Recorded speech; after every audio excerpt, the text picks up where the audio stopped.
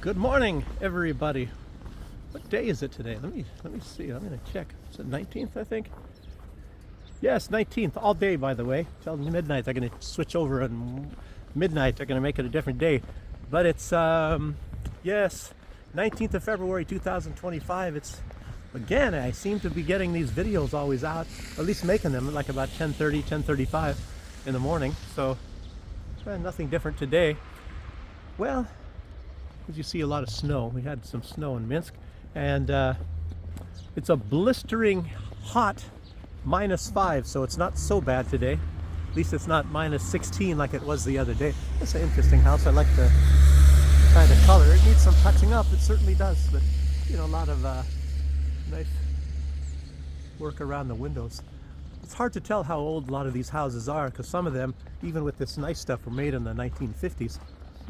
I don't know about 60s, but sometimes they were made even much earlier. You can go back maybe as much as 100 years. But you guys are not here to look at some of these interesting houses here, even though some of you might be. Matter of fact, some of you told me that you're interested in that. And a lot of these houses, of course, as you see, they don't have that much land. You could, if you want to have a garden, you could grow things here, obviously, as you see. I should slow down the camera here a little bit. But here's one over here. It's got a little bit more land. I think they measure it in something they call sotok. And I just kind of have a general, what do you say, guess on how many sotok. I'm not sure. This one looks like it might be. It looks like it goes back a little. I don't know. Maybe it's 3 or probably 4 sotok. I think 4 or 5. That's not too bad. If you have 6 sotok, 6 is actually quite a bit. You can grow a lot of crops on there, and have a banya. Well, that's definitely 5. I'm looking back. I saw the fence in the background, so that's kind of unusual to have that big of a piece of land inside of the city of Minsk. So, and these houses, believe it or not, like say this one over here, is certainly much cheaper than an apartment. I would think that here in Minsk you can maybe pick that up for 40,000 US dollars, and I think on that one you could probably tear it down. I don't know if there's any kind of a protection on you know, some houses or whatever. I'm not sure, to be honest with you. So like if they have some kind of nice design and they're historical, whatever. This looks like it's possibly also some kind of a business. It's probably a garage. Somebody probably fixes cars there. You can see what I'm looking at. Okay, let me keep on walking and then start getting into some news here.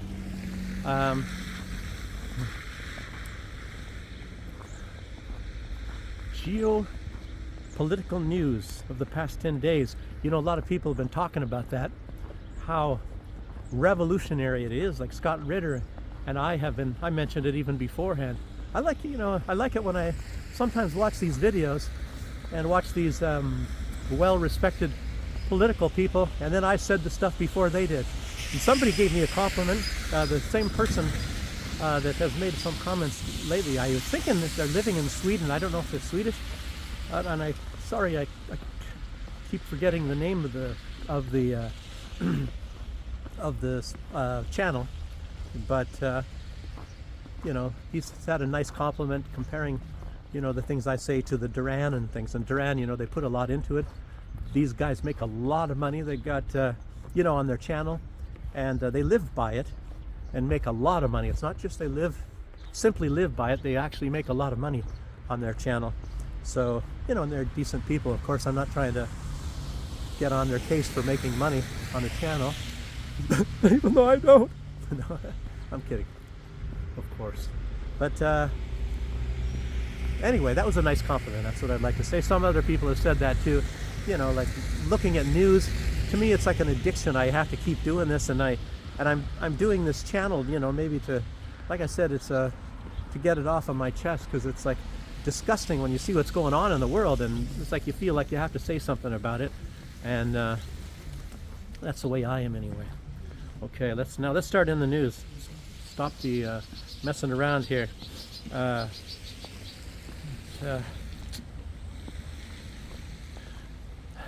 Trump did a press briefing yesterday. I think it was afternoon, probably Washington time, or evening, I don't know.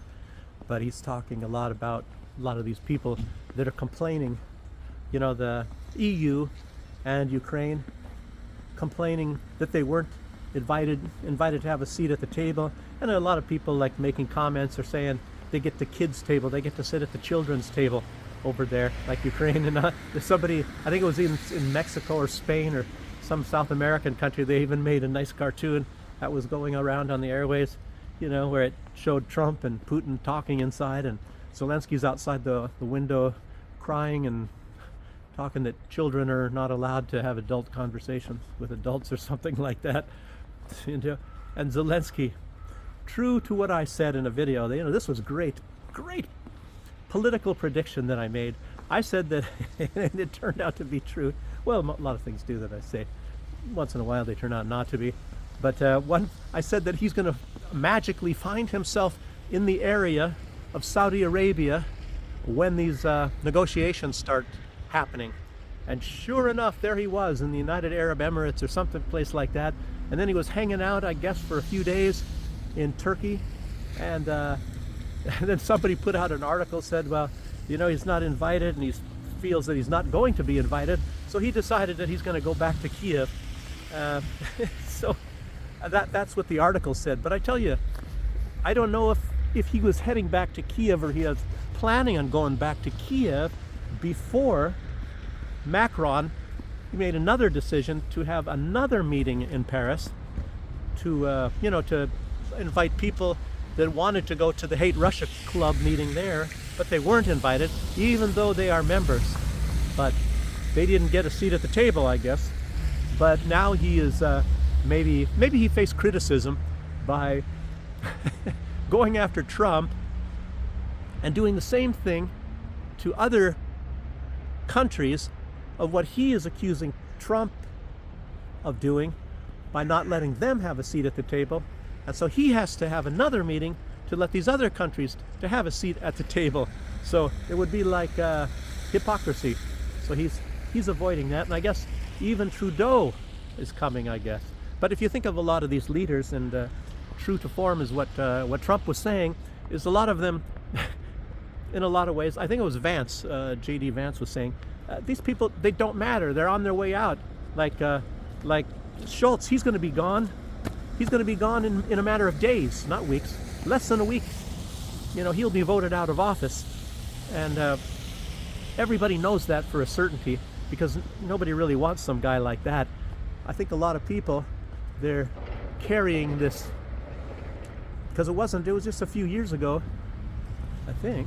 Sometimes these things seem like it was a few years ago, but maybe it was longer, that he allowed the Joe Biden, I don't want to say the USA anymore, but the Joe Biden regime to blow up the pipelines. So, and didn't say a thing about it.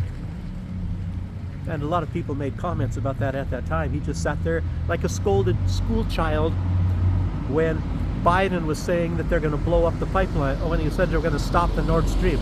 So we're going to stop your avenue of prosperity. And Schultz is just sitting there, like a shy school child, you know. And of course it all happened, just like they said, Joe Biden and Victoria Nuland, and they stopped the Nord Stream pipelines. Of course, there's one still intact, and Alice Weidel, she keeps mentioning that and says that they're going to turn it on if she becomes the chancellor. And so, in other words, they're going to assist Germany in the economic problems that they have been having, based on the terrible policy of Schultz.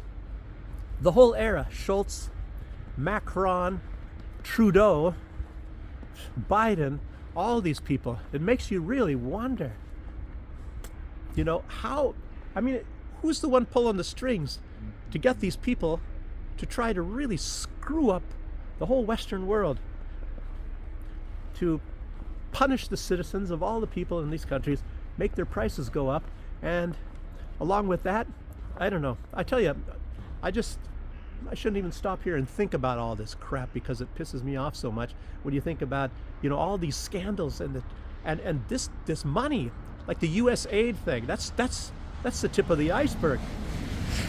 And then you have the EPA thing, and the EPA, they disclosed what, $40 billion that Biden was just passing out and trying to offload all over the place in the last month or so before Trump came in.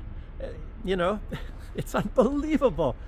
You know, and like I said, I think it was Alex Jones. I don't know what he was saying something. I mentioned it in a video yesterday, but I didn't watch any videos from him or anything. I just saw the story, and it was like too close to when I was making my video yesterday, so I didn't watch his video, and I should have.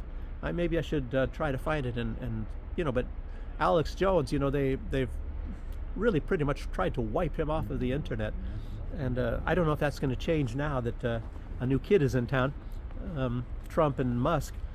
Who knows? But he was talking, I think, like into the trillions of dollars, and that's undeniable. It's in the trillions. It's definitely in the trillions. And people are talking about this amount of money, I think, just from like one scandal. I'm not sure which scandal it was, but the money that they ripped off the American people for and basically pocketed, they could take that money and take all homeless veterans off the streets and buy them all houses. And that was only in the low billions, I believe. So that's like incredible. And if you start think about this going into the trillions, it's almost an undeniable fact.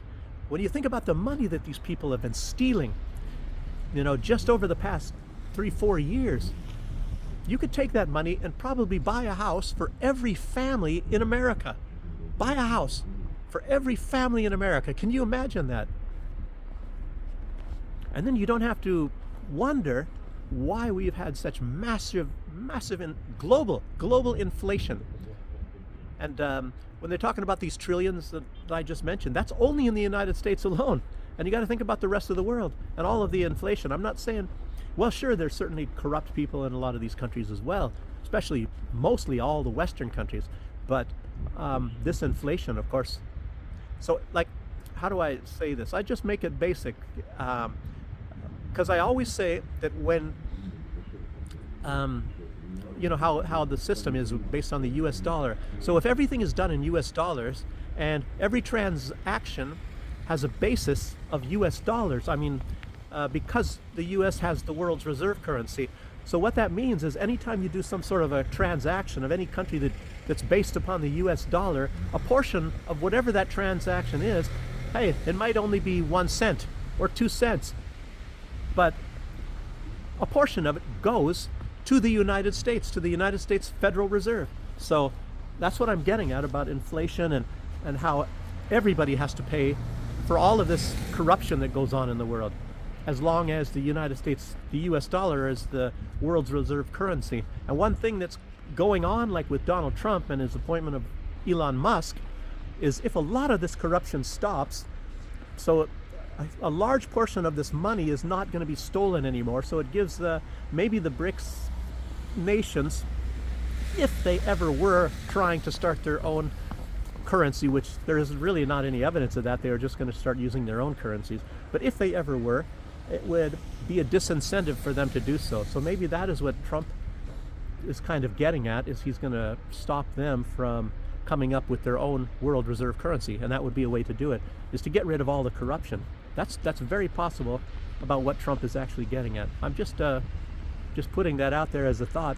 And along with that, I'd like to say that there's a lot of you out there that watch this video, watch my videos. Well, maybe not a lot. There's only maybe within one day, I don't know. Maybe I'm getting down to about 40 or maybe 50 maximum. It depends maybe on the video or who posts it or something. I don't know exactly why, but it's like maybe 50. Just say 50 people. You're the only ones that actually know this stuff and then watch these videos and you know, can figure this stuff out and see how this all works, you know. So that's that's what I was going to say. I was going to walk down that way, but these guys here with Iron Man on the side of their van decided to block my way. I guess they're delivering water. Makes you wonder what that business is there. Maybe that's where they have a warehouse and they hold these bottles of water. Anyway, so let's keep going with the news. Stop interrupting me.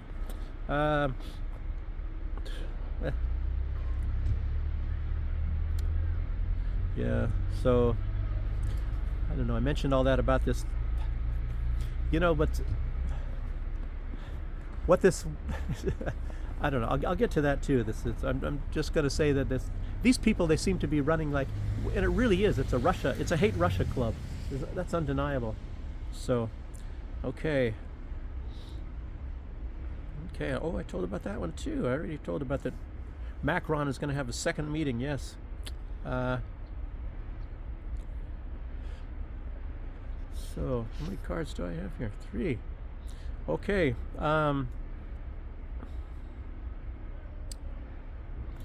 But you have to wonder about these people, these European nations. So what reason do they have to even have a meeting?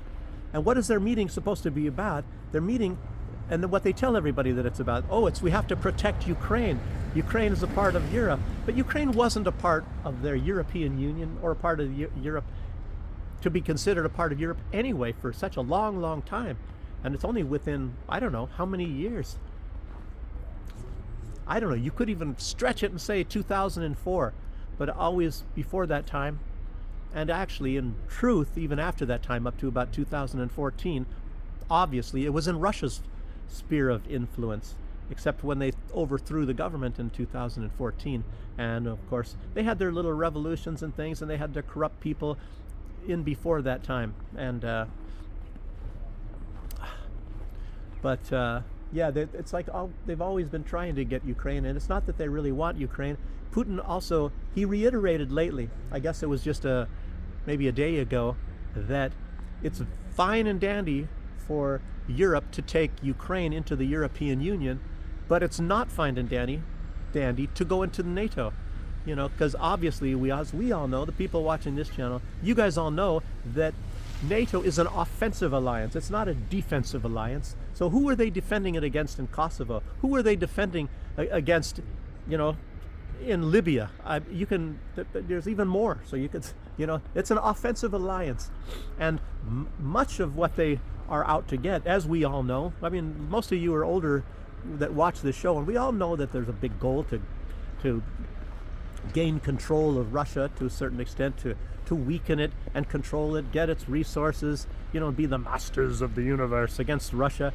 And they wanted to go for Belarus first, and of course Lukashenko is too much for them. So then they decided, well, let's go on to step 2, which was going to be a step 2. First, step 1 would have been Belarus, and then because maybe they thought that was going to be easier, then they would go after Ukraine because it's a much bigger country.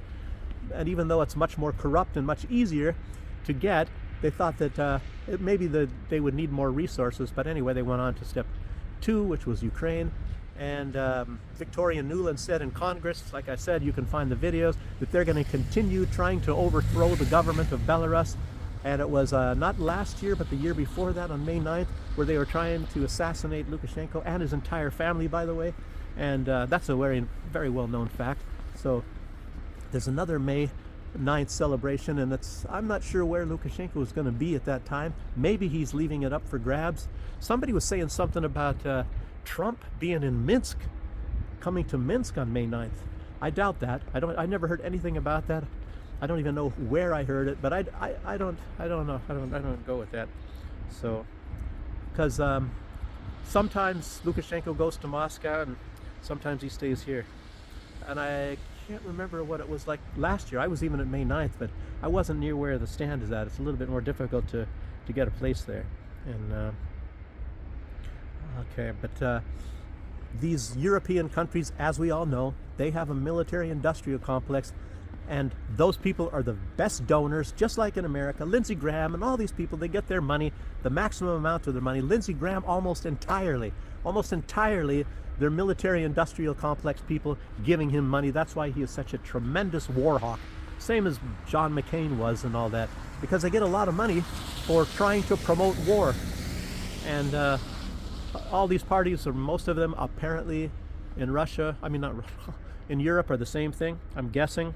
I don't know. I don't even know if you can find out who supports them and where they get all their money.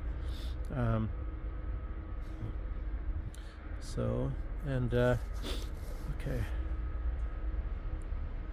Oh, that was another interesting point I saw, and I didn't really know this, and I was sort of thinking. I mentioned in other videos. I'm wondering why does the United States want to try to get Armenia in their sphere of influence, and how well is that going to work? And I've mentioned before, you see on the borders of Armenia, you got Azerbaijan, which is friends with Russia, and they have a strife with Armenia quite often. And then you have Iran on the other side, also great friends of Russia. And I didn't look through, I can't remember for sure what other countries, but in other words, they're surrounded by a lot of countries that are more pro-Russia, and they're not pro-US. And Armenia is a small country. They don't have much of a military, really. And Russia has, I believe, still peacekeepers there that are helping them. They're assisting them and trying to keep the peace between Azerbaijan and Armenia, and Russia's playing neutral. And they even are parts of these organizations, CIS or whatever, all that. And they come. Sometimes I can't remember his name, but the leader of Armenia does not come, and it's kind of a slight that he doesn't come. And anyway. The United States has been I'll also have to mention that the United States has been doing NATO exercises with Armenia, and it's like if they they don't stand a chance. They don't stand a chance, really siding with the United States, and it really makes you wonder, well, why in the heck would they be doing this? I don't know what the United States. I don't know if they have the leader compromised or what the deal is. Sort of like Schultz, I was thinking. I don't know. I think I'm now thinking Schultz is maybe just really stupid. He's not really compromised, even though he was involved in corruption, of course, in the past. But who knows? But I'm finding out now, and a lot of people are saying that it's really strange that a lot of time the United States, when you see these countries are trying to gain control over or make friends with or to turn into their puppets, it turns out that they have something strategic at least, or minerals that the United States wants. And it turns out that Armenia has a lot of minerals as well. I guess they have 670 active mines with a lot of minerals, and I'm sure they don't have the minerals as Ukraine has, but nevertheless they have minerals.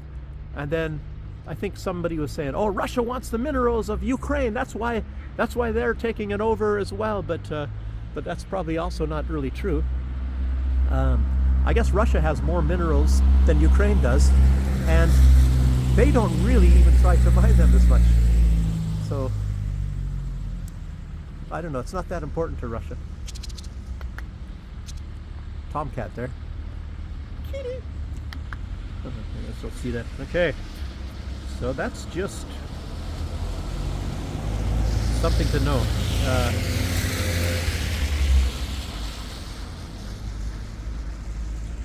I even went and I said that part already, talking about Zelensky crying, that he wants a seat at the table and all these other. And it turns out anyway with that meeting that it wasn't even about Ukraine. It has practically nothing to do with Ukraine. It was all about reestablishing diplomatic relations between the United States and Russia.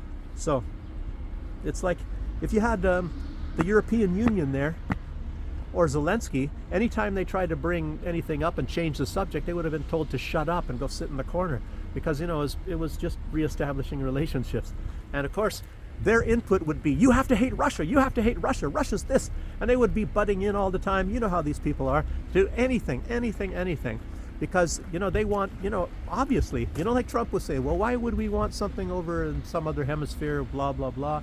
And but Europe and Russia are neighbors, so to speak, and Europe wants to dominate Russia, to go in and dominate over their resources, just like France was doing, even though they're not neighbors with Africa. But they were getting uranium for what is it, 90% less than what the price of uranium should be from Africa. And of course Africa kicked out France. It's a wonder how they did it, but they did. And France was stealing the gold, all sorts of stuff. Makes you really wonder, France might be in big trouble. Maybe that's one reason why they really want Russia. Maybe that's why Macron is the one calling these meetings. We have to get into Russia and we have to get to Ukraine. We have to exploit Ukraine, And I knew that Germany, like I said, I know Germany was was supposed to be getting a lot of those minerals, things that other people don't talk about, especially their nuclear power. It was supposed to be piped to Germany, but maybe France, maybe they had a deal with old Joe Biden as well to get a lot of those minerals. I don't know. I think Ukraine also does have uranium. So, yes, yeah. Let's see. Oh, and I was also going to mention, when you talk about like this military-industrial complex, and we remember Eisenhower in his farewell address, he waited until he was actually leaving office because maybe he was a little bit apprehensive about saying something like this while he was still in office, because maybe he would be getting out of office a lot faster than he actually wanted to if he did talk about it. But he said, beware of the rise of this military-industrial complex. And he's not actually the first one to say that. It was said much earlier than that. If you guys haven't heard of, I'm sure most everybody here that watch this show, you all know, or watch this channel, you know of Smedley Butler. And they actually turned it to a book, and I've mentioned it before. It was but it was actually a speech that he gave, and it's called War is a Racket. And in that, he basically was saying all the same thing about the military-industrial complex, down to making leather boots, and all these companies in America. That's when they became really rich. During these wars is when they start making these things for the military, and then they get paid, as we're talking about now with Elon Musk exposing a lot of this corruption.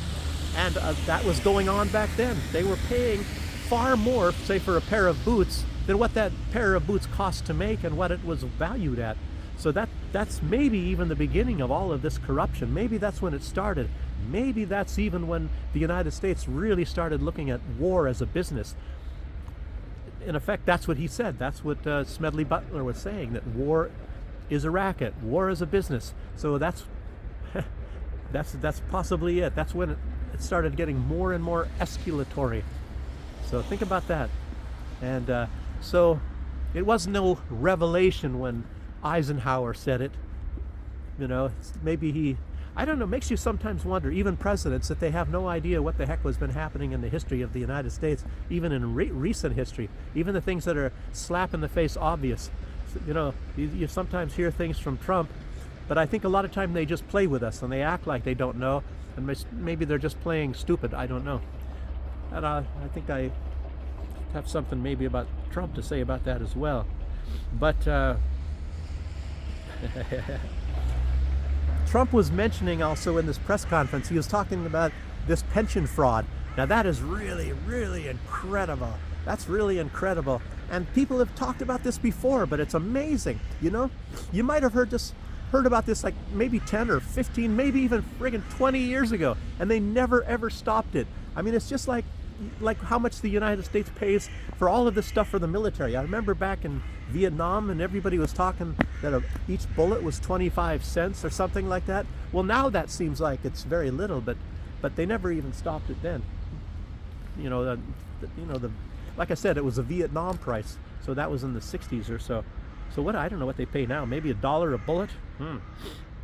But he's talking about this pension fraud, and Elon Musk was mentioning it a few days ago. And within that, so let's see, there are 1,200 people listed at being over 200 years old. Actually, there were probably more. So they're getting pensions. So, and I think Donald Trump would say, well, we don't know where that money goes, because if these people aren't around to collect this money, is it going to their relatives, or is it going to some corrupt politicians? It's just like what they do in Ukraine. When somebody gets killed, they just dig a hole and they bury them, and these commanders continue getting the paychecks for these soldiers, and a lot of it is split up amongst the other soldiers that are still living in that little unit, and they keep doing that. So these people, I don't know how many people are listed as missing in action in Ukraine, when in fact, I don't know, maybe people will never find out that these people were actually killed and then just dumped in a pit and buried that way. Really, a lot of cruelty going on over there. And so, how many other people? Oh, there's one person at least listed, I think it's just one, listed as being over 300 years old, getting a pension, Consider that somebody that went that went to school with George Washington. As a matter of fact, maybe they were older than George Washington. Maybe George Washington was in kindergarten when they were getting out of high school or something like that. Incredible. And that person's still getting a pension. Over 200 years old. I don't know. But maybe Ulysses S. Grant, maybe people that were, the nephew of Ulysses S. Grant was still getting a pension. Matter of fact, even Napoleon. I think they were even around during the time of Napoleon, the one that was 300 years old. That's incredible. And this was really startling as well, because you never hear of any. I think there was one person that was over 120 years old that actually lived that long in the planet, or still alive, or I don't really know. But in the United States, this is going to be shocking. There is over 14 million people over the age of 120 getting pensions. 14 million people. So it makes you wonder how much money,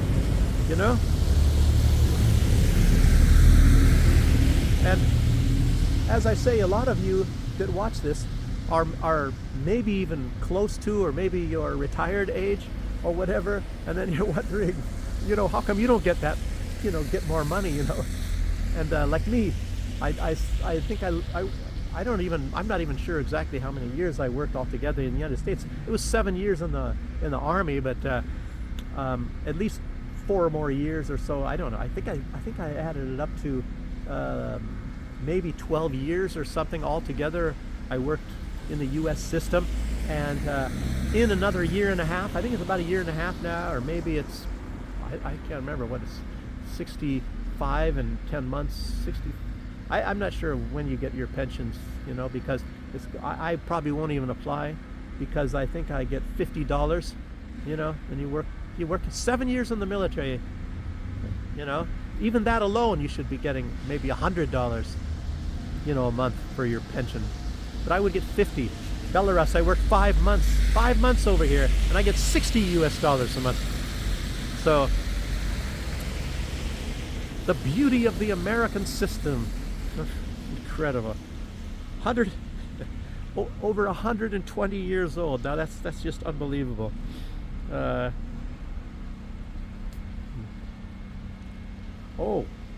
no, I mentioned that already about Zelensky. Zelensky finding himself in that area. Okay. There was some kind of an interview with Liz Truss. I think she was the Prime Minister of Great Britain or UK or whatever for like 1 month, and then she kind of got kicked out, and then what's his name, Rishi Sunak came in before Starmer came in. It's like they changed prime ministers like underwear over there in the UK. More than that underwear shop that I was showing you guys in the malls in the Dana Mall in Minsk over there. Well, we're in Minsk still, but anyway, Liz Truss. It's like she said, Britain needs a MAGA movement, like a Donald Trump movement. It's like I said, are we listening to Liz Truss? She was talking about all these grooming gangs that they have. They get young girls and they groom them to be like prostitutes and their sex toys and things like that. And most of them, a lot of like Pakistani men. Very strange that they happen to come from Pakistan, and all the gang rapes and stuff. And I guess, she was saying tens of thousands of rapes. I don't know, but at least in the many thousands, and that they're covered up and ignored by the British system for who knows what reason, the loving system of Great Britain. And she was mentioning this stuff. It's just incredible. What else was she saying? Well, the waste of the money, and that people are getting arrested and I think maybe even put in prison because of what they posted on Facebook. And I was in St. Vincent and the Grenadines, and there was one person, he was from St. Vincent and the Grenadines, he was living in the United States, and he came to St. Vincent and the Grenadines, and they arrested him and put him in jail for a post that somebody else put on his Facebook page. He didn't put it on there, but somebody else put it. Boy, am I glad I don't have Facebook. Never did have Facebook, you know. But I don't know if they do that here, you know. In the West, it has my mind spinning, and they talk about Belarus and all this sort of deal, you know, and it's like, I never heard of that stuff here, and I never saw it, you know. It's incredible. So there's a lot of, like I keep saying, this Belarus is far better than what they're making it out to be in the West, you know. So, and I would maybe, if you guys at least can continue to live wherever you're at right now, I suggest you guys don't find out more about Belarus, because you might start to like it and say, well, how come we can't do that in the United States? Anyway, why don't we have a leader like that? I'm about to the end. I have one more thing to say, and that's about Bernie Sanders. If you guys have been watching the news lately, so many cars going by here, and the slush on the road makes it sound like it's too loud here. I'll maybe get back over to that sidewalk before I get over there and let these cars go past here. So Bernie Sanders, you know, for my own part, I've been looking at Bernie Sanders as a guy who's anti-corruption, and that's the one thing that I liked about Bernie Sanders all this time, is he's anti-corruption, you know. At least he was. And then in the past years, he ran for president, you know, a few times, and I've noticed, you know, that one time when a lot of people liked him. As a matter of fact, when Tulsi Gabbard was a member of the Democratic Party, she backed Bernie Sanders as well, and you know, and there's even more about that. I should talk about. Remind me if I end this video before talking about Seth Rich. So, well, let me say this thing about Seth Rich already. They're finding out that they're apparently going to be exposing that he was killed, and sadly, I mean, strangely enough, everybody knows that had something to do with the Democrats and the Democratic Party, and even old Hillary. I'm not sure. Did Biden give Hillary a pardon just like she gave Anthony Fauci? I'm not sure. You know, even though Anthony Fauci had not yet been convicted or even accused really of any crime, at least not officially, even though everybody knows what Anthony Fauci did. But anyway, let's get back to Bernie Sanders. So he's coming out now, and he's going after Elon Musk. So the thing I was getting at is he's supposed to be against corruption, but yet he's going after somebody who is doing more against corruption than anybody possibly in my lifetime. Elon Musk has exposed all these loud trucks and everything. Elon Musk has exposed, I don't know by now, how much? $500 billion of corruption, probably by now. And Bernie Sanders, if he is really anti-corruption, if he really is anti-corruption, he should be happy. He shouldn't be going after Musk. Nobody elected Musk.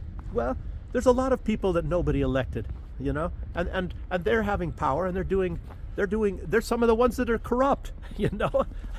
I mean, if you think about Europe, look at Ursula von der Leyen, you know. What about Baerbock? You know, Baerbock. She's instrumental in taking that's in Germany, taking a lot of German money and sending it to Zelensky and trying to send even more.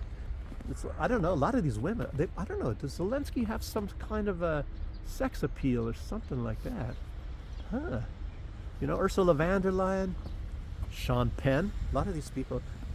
Brought Ben Stiller. I mean, these people are absolutely in love with Zelensky.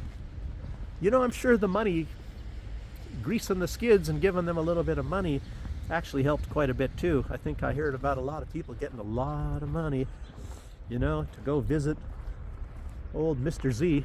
So, in any case, maybe that's about all I have to say about this. I think there's a sign on the other side of the road that this building is for rent. So if any of you over there are very wealthy people, and I'm sure this area here is not really that expensive. So you can get yourself a nice corporate building here with some lot of windows, probably for a decent price. I don't know. And they'll throw in that Belarusian flag free of charge.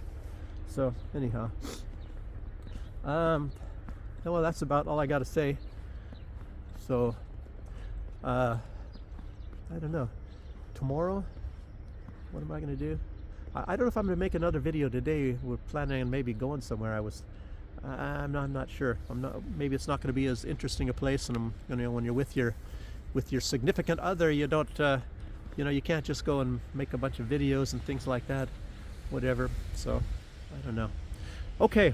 Well, thanks for joining me, people. And again, thanks for some of the nice comments, and all 40 of you. So, and I'll see you on the next one. And we'll see what happens geopolitically. I don't know. Maybe everything's happening so fast. I guess like we say, it's a revolution right now, and I guess a lot of things to report. So keep your eyes open, and don't take any wooden nickels. Okay, I'll see you on the next one. Bye bye.